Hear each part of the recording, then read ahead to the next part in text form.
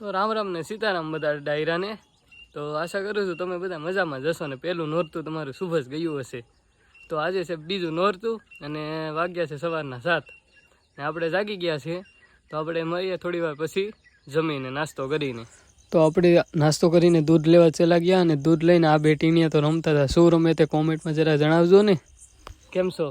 તો આપણે આવી ગયા છે આપણી વાડીએ અને જોજો થોડુંક એવું હાથે આંકવાનું છે. એ હાકી લઈએ. આ પાસે વાડી દેખાય છે આપણી જ છે અને એમ જ હાથે આંકવાનું છે. તો હાકી અને પછી મળીએ આપણે પાછા. આપણે હાથે આંકવાનું હતું એ હાલી ગયું છે અને હવે આવી ગયા છે આપણે બીજી વાડીએ અને ત્યાં મગફળી ખાવાની છે શેકીને. તો આપણે જોઈ લો. પહેલાં તો આપણે આ લીલી માંડવીને ખૂટી લઈએ ફટાફટ. તો ખૂટી પછી આપણે થોડોક એવો તાપ કરી અને માથે મેક દઈએ. તો અહીંયા તાપ પણ થઈ ગયો છે ને હવે માથે નાખી દઈએ આપણે માંડવી. જો ઝડપથી નાખી દઈએ. તો આપણે હવે માંડવી ખાઈ લીધી છે અને હવે વાડીએથી જઈએ. અંધારું થઈ ગયું છે ઘરે અને ઘરેથી નાહી અને જમવાનું જમી અને પછી જઈએ નવરાત્રિમાં. ને હવે મળીએ નવરાત્રિમાં. આ તો નવરાત્રિમાં એવા તરત જ આપણને મરચાં મોરવા બેઠાડી દીધા અને મરચાં મોરીને ઊભા થયા. ત્યાં જ આરતીનું ટાણું થઈ ગયું.